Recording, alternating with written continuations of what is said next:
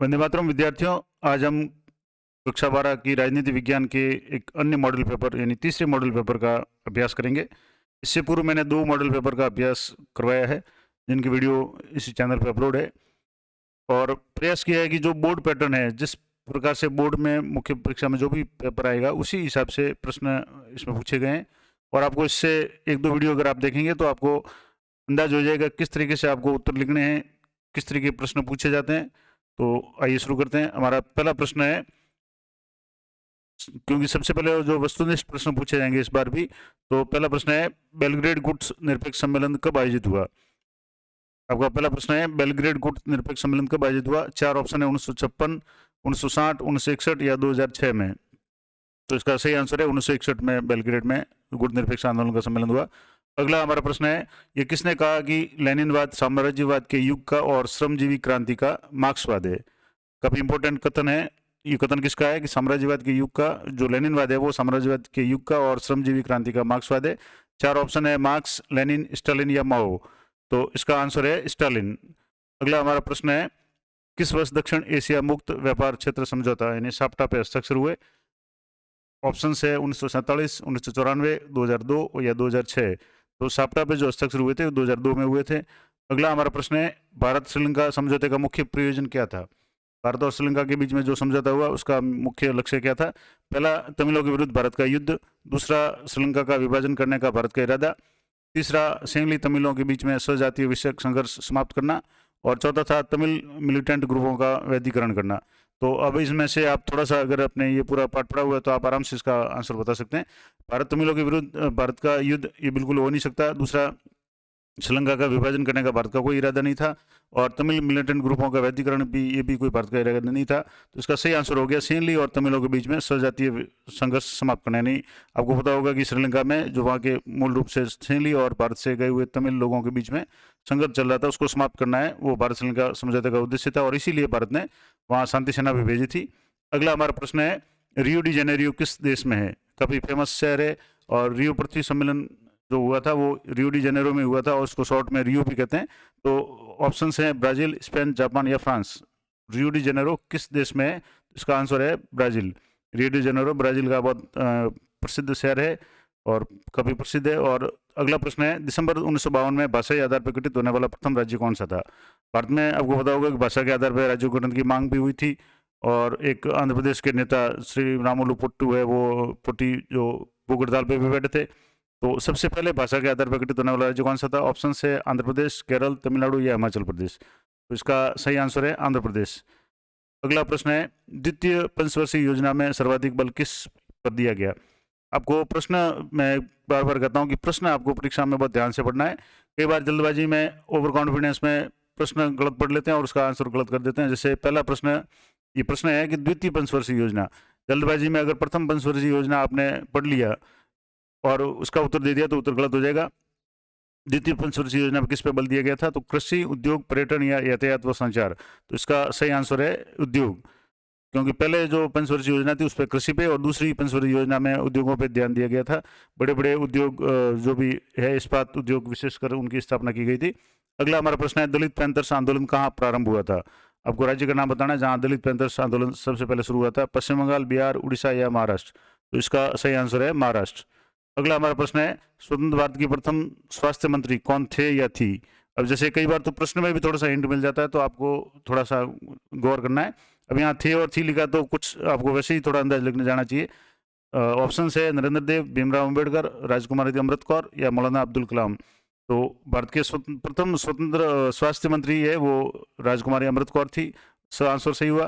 भीमराव अम्बेडकर है वो विधि मंत्री थे और जबकि मौलाना अब्दुल कलाम शिक्षा मंत्री थे। अगला हमारा प्रश्न है, संयुक्त राष्ट्र संघ के मुख्यालय का प्रधान कहलाता है? संयुक्त राष्ट्र संघ यानी यूएनओ का जो मुख्यालय है उसका प्रधान, या कह सकते हैं कि संयुक्त राष्ट्र संघ का सबसे बड़ा पद है वो कौन सा है? ऑप्शन है सचिव, महासचिव, अध्यक्ष या मंत्री। तो इसका सही आंसर है महासचिव।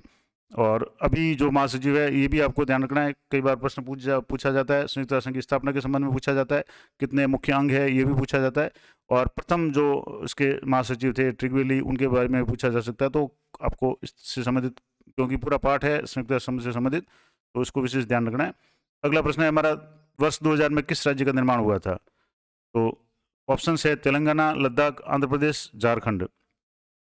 तो वर्ष 2000 में 3 राज्यों का जो निर्माण हुआ था, जिसमें नवंबर 2000 में 1 नवंबर, 9 नवंबर और 15 नवंबर को, तो उसमें इसका सही आंसर है झारखंड। झारखंड के अलावा छत्तीसगढ़ और उत्तराखंड, इन 2 राज्यों का भी जो निर्माण है 2000 में ही हुआ था, जबकि तेलंगाना का निर्माण काफ़ी लेट हुआ है। लद्दाख है अभी केंद्र शासित प्रदेश है, और आंध्र प्रदेश का निर्माण आपने भाषा के आधार पर पहले ही देख लिया, काफ़ी पहले हो चुका था। अगला हमारा प्रश्न है, रजाकार क्या थे? रजाकार, आपने अगर राजनीति विज्ञान की पाठ्यपुस्तक पढ़ी होगी तो उसमें काफ़ी हद तक हैदराबाद जो रियासत का जो विलय है उसके संबंध में आपने पढ़ा होगा। इसके ऑप्शन है देश, राज्य, अर्धसैनिक बल या राजनीतिक पार्टी। तो रजाकार है वो अर्धसैनिक बल थे, हैदराबाद के निजाम के जो अर्धसैनिक बल थे, जो काफ़ी क्रूर थे और इन्होंने काफ़ी अत्याचार किए थे, और भारत सरकार को वहाँ सैनिक कार्रवाई करके हैदराबाद को भारत में शामिल किया गया। अगले प्रश्न है वो रिक्त स्थानों के रूप में पूछे जाएंगे। तो पहला प्रश्न है, संयुक्त राष्ट्र संघ का सबसे महत्वपूर्ण अंग खाली जगह परिषद है, कौन सी है? तो सुरक्षा परिषद। सबसे महत्वपूर्ण अंग है वो सुरक्षा परिषद है। अगला है, उत्तरी देशों की मुख्य चिंता खाली जगह परत में छेद और खाली जगह तापमान वृद्धि को लेकर है। तो अब जैसे परत में छेद, तो किस परत में छेद है? तो ओजोन परत में छेद है, और वैश्विक ताप वृद्धि को यानी ग्लोबल वार्मिंग को लेकर के उत्तरी देशों की मुख्य चिंता है, क्योंकि आपको पता होगा अंटार्कटिका या जो भी महाद्वीपीय क्षेत्र है या ध्रुवीय क्षेत्र है, वहाँ ओजोन की परतें काफ़ी पतली पड़ गई है और वहाँ ओजोन छिद्र हो गए हैं। अगला हमारा प्रश्न है, 1945 में अमेरिका ने जापान के 2 शहरों खाली जगह और खाली जगह पे बम गिराए थे। 2 शहरों के आपको नाम बताना है। मैं आपको हिंट के लिए बता दूं, 6 और 8 अगस्त को 2 बम गिराए गए थे, एक लिटिल बॉय और एक फैटमैन। बमों के नाम भी कई बार पूछे जा सकते हैं, और ये सारे जो इम्पोर्टेंट वन वर्ड टाइप या इंपॉर्टेंट प्रश्न है वो मैंने अलग से प्रत्येक पार्ट की वीडियो बनाए हुए, उसमें अच्छी तरह से बताए। तो जापान के 2 शहर थे, नागासाकी और हिरोशिमा, जिसमें 6 और 8 अगस्त को क्रमशः 1945 में बम गिराए गए थे। अगला है, सन 1999 में वास्तविक खाली जगह 1989 की तुलना में कहीं नीचे था, तो इसका आंसर है सकल घरेलू उत्पाद। अगला प्रश्न है, 1980 के दशक में उत्तरार्ध में भारतीय अर्थव्यवस्था में किसके प्रयास हुए? तो उदारीकरण के प्रयास हुए 1980 के बाद के जो वर्षों में। अगला है, मई खाली जगह में राजीव गांधी की हत्या कर दी गई थी। तो राजीव गांधी की हत्या कब हुई थी? तो मई 1991 में राजीव गांधी की हत्या कर दी गई थी। आपको पता होगा तमिलनाडु में एक चुनावी सभा को संबोधित करते हुए पेरम्बदूर में राजीव गांधी की हत्या है, वो एलटीटी की एक महिला जो आत्मघाती थी नलिनी, उसके द्वारा की गई थी।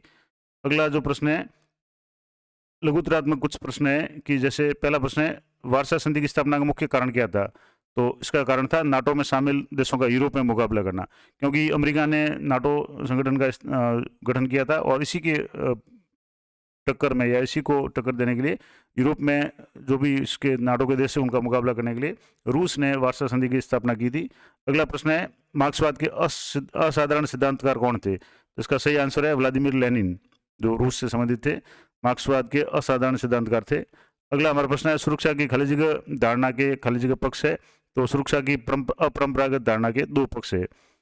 अगला प्रश्न है, राज्य पुनर्गठन के आधार पर भारत में कितने राज्य और केंद्र शासित प्रदेश बनाए गए थे? तो ये बात उस समय की है जब राज्य पुनर्गठन आयोग की सिफारिश के आधार पर राज्य बनाए गए थे।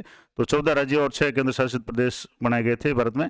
अगला है, बजट क्या है? तो बजट है वो सरकारी आय व्यय का वार्षिक विवरण है, वो बजट कहलाता है, जिसमें पूरे वित्तीय वर्ष का लेखा जोखा प्रस्तुत किया जाता है कि रुपया कहाँ से आएगा और किस किस मद में खर्च होगा। अगला प्रश्न है, नर्मदा बचाओ आंदोलन कहाँ चला था? तो नर्मदा बचाओ आंदोलन जो मुख्य रूप से गुजरात में चला, क्योंकि नर्मदा नदी पे जो बड़े बांध बनाए गए थे उसके विरोध में वहाँ के जो भी स्थानीय लोगों ने आंदोलन चलाया।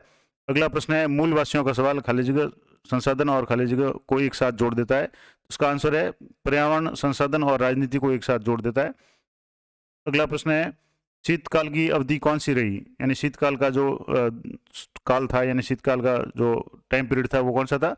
तो शीतकाल की जो शुरुआत है 1945 में द्वितीय विश्व युद्ध की समाप्ति से 1990-91 में रूस के विघटन, सोवियत संघ के विघटन तक माना जाता है। तो 1945 से 90-91 तक आप लिख सकते हैं। अगला प्रश्न है, मिखाइल गोर्बाचोव ने आर्थिक और सामाजिक राजनीतिक सुधार के लिए किन नीतियों को अपनाया? काफी इंपॉर्टेंट प्रश्न है। रूस के जो राष्ट्रपति थे मिखाइल गोर्बाचेव, उन्होंने 2 प्रकार की नीति अपनाई थी आर्थिक और राजनीतिक सुधार के लिए। उनके नाम थे, एक तो पुनर्रचना, जिसको रूसी भाषा में पेरेस्ट्रोइका कहते हैं, और दूसरा है खुलेपन, इसको ग्लासनोस्ट की नीति को कहा गया।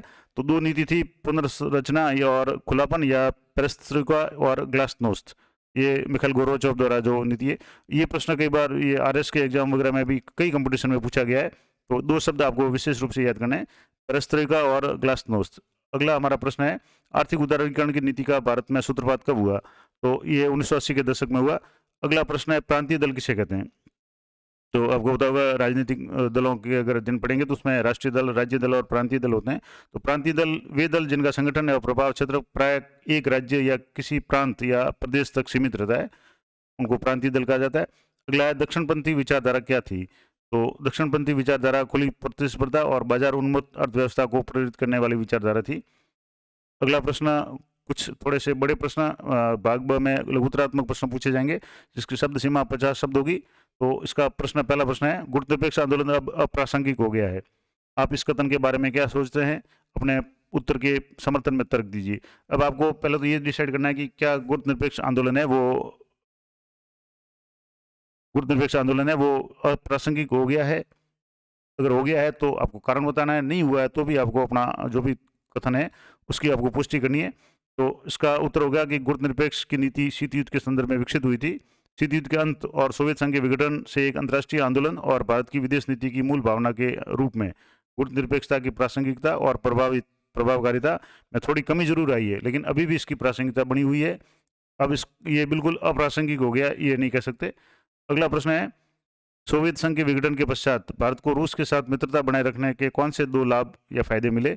अब सोवियत संघ का जब विघटन हुआ तो रूस सहित 15 गणराज्यों का निर्माण हुआ। तो जो सोवियत संघ का जो पद था या एक तरह से उसकी जो सारी शक्तियां थी वो रूस को प्राप्त हुई, चाहे यूएनओ में वीटो पावर हो या अन्य जो भी अंतर्राष्ट्रीय संबंधों में। तो उसके साथ मित्रता बनाए रखने से भारत को कौन से 2 लाभ मिले? तो पहला तो है कि भारत को रूस से मैत्री के निम्न 2 लाभ मिले।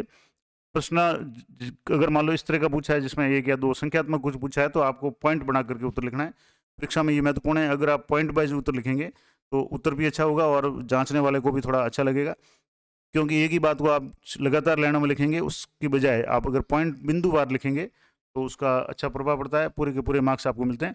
तो पहला तो उसका लाभ था कि शीत युद्ध का अंत होकर विश्व सिकुड़कर एक ध्रुवीय हो गया, जिसके फलस्वरूप भारत शीत युद्ध की आशंका से 2 महाशक्तियों के चक्की के मध्य पीसने के खतरे से बच गया। दूसरा, विघटित हुए समस्त गणराज्यों के साथ भारत के अपने नवीन व्यापारिक संबंध स्थापित रख पाया, तो ये भारत को लाभ हुआ। और इसके अगला प्रश्न है, दक्षिण की प्रमुख सीमाओं को स्पष्ट कीजिए। दक्षिण यानी SAARC, South Asian Association for Regional Corporation, या दक्षिण एशियाई क्षेत्रीय सहयोग संगठन सार्क है, जो भारत और उसके पड़ोसी देशों का एक संगठन है। इसकी कुछ सीमाएं बताइए। तो मैंने पहले भी कहा कि आपको जो भी उत्तर लिखना है वो पॉइंट वाइज लिखना है। तो दक्षिण की कुछ सीमाएं भी है जिन्हें निम्न बिंदुओं द्वारा स्पष्ट कर सकते हैं। पहला है, दक्षिण एशिया के सभी देशों के बीच आपसी विवाद और समस्याओं ने विशेष स्थान लिया है। कुछ देशों का मानना है कि सप्ताह का सहारा लेकर भारत उनके बाजार में सेंध मारना चाहता है और उनके समाज और राजनीति को प्रभावित करना चाहता है। दूसरा, दक्षिण में शामिल देशों की समस्याओं के कारण चीन और संयुक्त राज्य अमेरिका दक्षिण एशिया की राजनीति में भी महत्वपूर्ण भूमिका निभा रहे हैं। सन 1990 में राष्ट्रीय मोर्चा की नई सरकार ने मंडल आयोग की सिफारिशों को लागू किया। अब ये दूसरा प्रश्न इसका हो गया। तो मंडल मुद्दा है, इसका ये उत्तर हो गया कि मंडल मुद्दा क्या था। तो मंडल मुद्दा ये था कि जो 1990 में राष्ट्रीय मोर्चा की नई सरकार है उसने मंडल आयोग की सिफारिशों को लागू किया, और इन सिफारिशों के अंतर्गत केंद्र सरकार ने नौकरियों में अन्य पिछड़ा वर्ग को आरक्षण प्रदान किया। सरकार के इस फैसले से देश के विभिन्न भागों में मंडल विरोधी हिंसक प्रदर्शन हुए और अन्य पिछड़ा वर्ग को जो प्राप्त आरक्षण के समर्थक और विरोधियों दोनों के बीच में चले विवाद को मंडल मुद्दा कहा जाता है। तो ये प्रश्न थोड़ा सा इसमें उत्तर मिक्स हो गया। तो मंडल मुद्दा है वो, जैसे भारत सरकार ने एक आयोग गठित किया गया था, मंडल आयोग, जिसके जो अध्यक्ष थे बिंदेश्वरी प्रसाद मंडल, बीपी मंडल थे। उन्होंने अन्य पिछड़ा वर्ग ओबीसी को आरक्षण के समर्थन में या उसकी सिफारिश की थी और इसके निर्णय के खिलाफ में, और उस समय तत्कालीन प्रधानमंत्री वीपी सिंह थे। तो ये इससे संबंधित कुछ भी प्रश्न है आपको 1 नंबर के प्रश्न पूछे जा सकते हैं।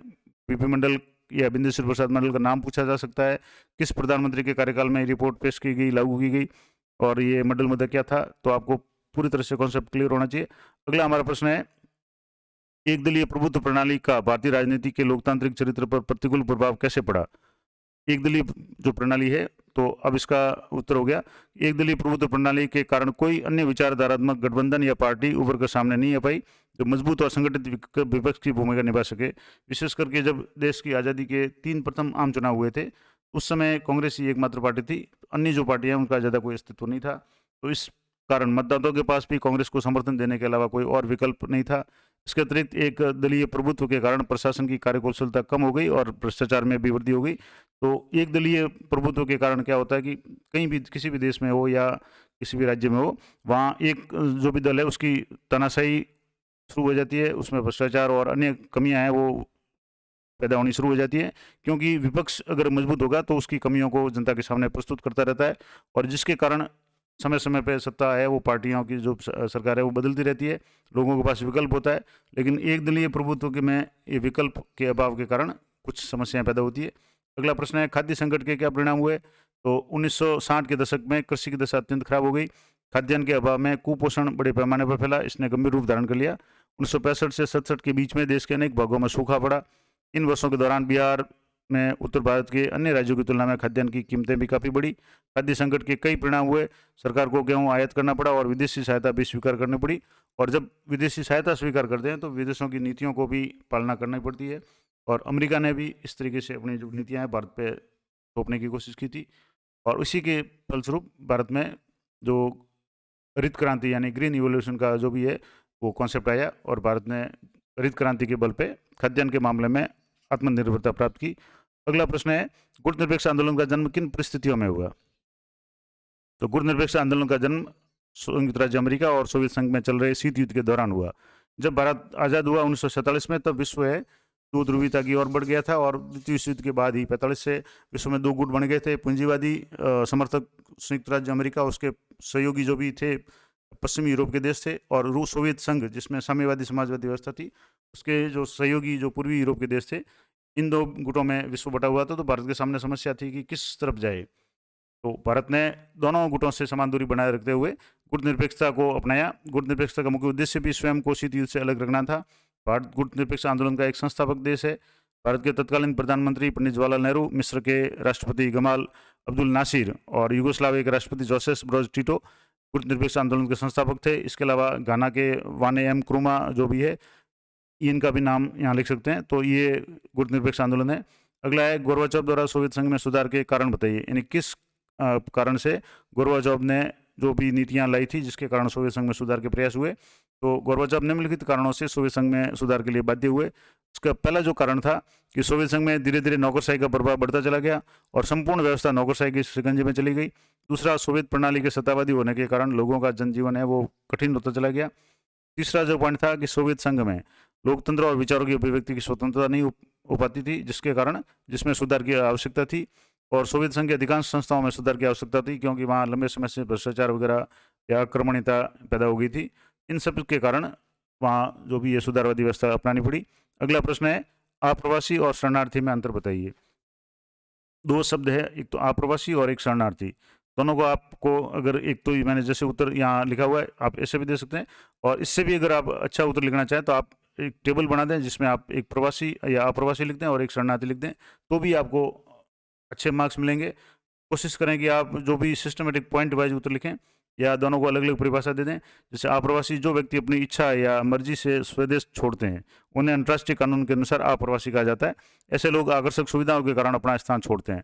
जैसे भारत से कई लोग हैं वो अच्छी नौकरी या कमाने के लिए अमेरिका या अन्य यूरोपीय देश वगैरह या कहीं भी जा करके अपना जॉब करते हैं, तो वो वहाँ अप्रवासी कहलाएंगे। शरणार्थी का मतलब हो गया कि वे व्यक्ति जो युद्ध, प्राकृतिक आपदा या राजनीतिक उत्पीड़न या अन्य किसी संघर्ष के कारण स्वदेश या अपना निवास छोड़ने को मजबूर हो जाते हैं। शरणार्थी का मतलब कि जो मजबूरन अपना निवास स्थान छोड़ता है।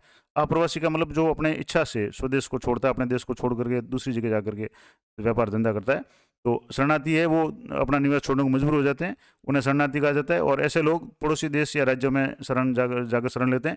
शरणार्थियों का जो भी है वो जैसे प्रवाह है वो पड़ोसी देशों में ही होता है, क्योंकि आसपास के पड़ोसी देशों में वो शरण प्राप्त करते हैं, जबकि आप्रवासी है वो किसी भी दूर विकसित देश में जा सकते हैं। तो ये कुछ अंतर है। अगला हमारा प्रश्न है, बुनियादी रूप से किसी सरकार के पास युद्ध की स्थिति में सुरक्षा के कितने विकल्प होते हैं, संक्षेप में बताइए। तो बुनियादी रूप से किसी सरकार के पास में युद्ध की स्थिति में सुरक्षा के 3 विकल्प होते हैं। पहला, आत्मसमर्पण करना, और दूसरे पक्ष की बात को बिना युद्ध किए मान लेना, सीधे हाथ खड़े कर देना। दूसरा, युद्ध से होने वाले विनाश को इस हद तक बढ़ने का संकेत देना कि दूसरा पक्ष स्वयं कर हमला करने के लिए रुक जाए, यानी दुश्मन को पहले से ही एक तरह से भड़का देना, उसको डरा देना ताकि वो हमला नहीं करे। और तीसरा, यदि युद्ध हो जाए तो अपनी रक्षा करना या हमलावर को पराजित करना। इस तरीके से ये 3 विकल्प होते हैं। अगला प्रश्न है स्वतंत्र पार्टी की आर्थिक नीतियों को स्पष्ट कीजिए। तो स्वतंत्र पार्टी जो अस्तित्व में आई थी उसकी आर्थिक नीतियाँ कुछ निम्न थी। तो पहला है, स्वतंत्र पार्टी अगस्त 1959 में अस्तित्व में आई। यह पार्टी अर्थव्यवस्था में सरकार के हस्तक्षेप को बहुत सीमित रखना चाहती थी। स्वतंत्र पार्टी अर्थव्यवस्था के अंदर सार्वजनिक क्षेत्र की उपस्थिति का विरोधी थी।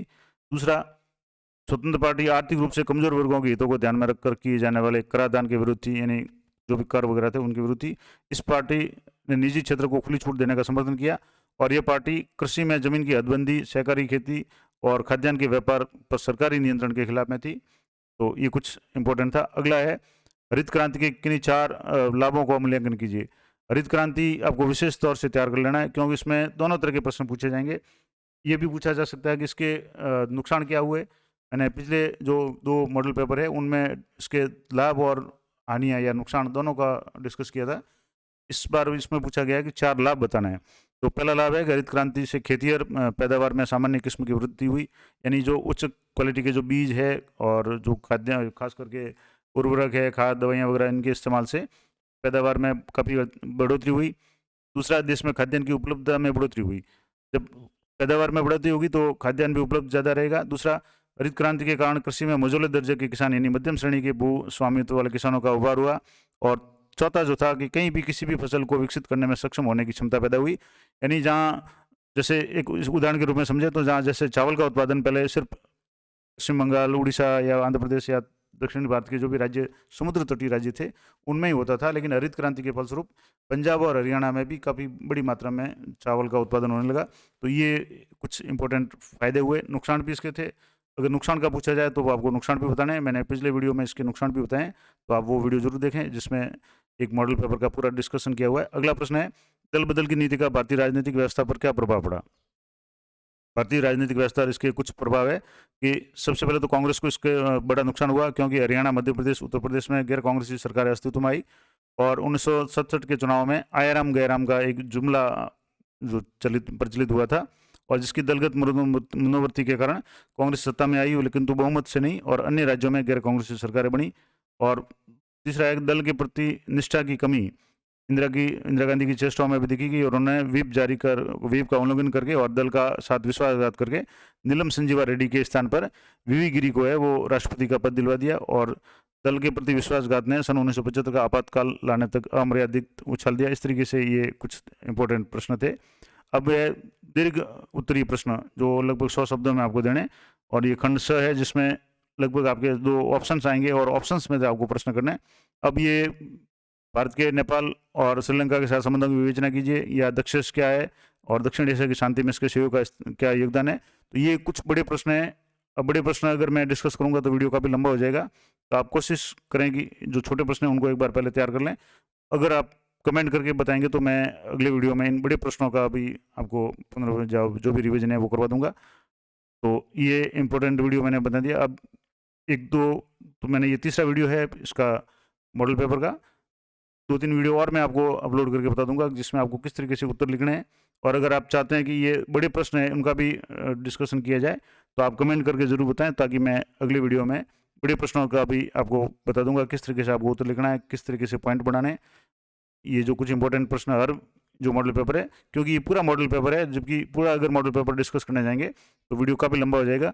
तो मिलते हैं नेक्स्ट वीडियो में, तब तक जय हिंद, जय भारत।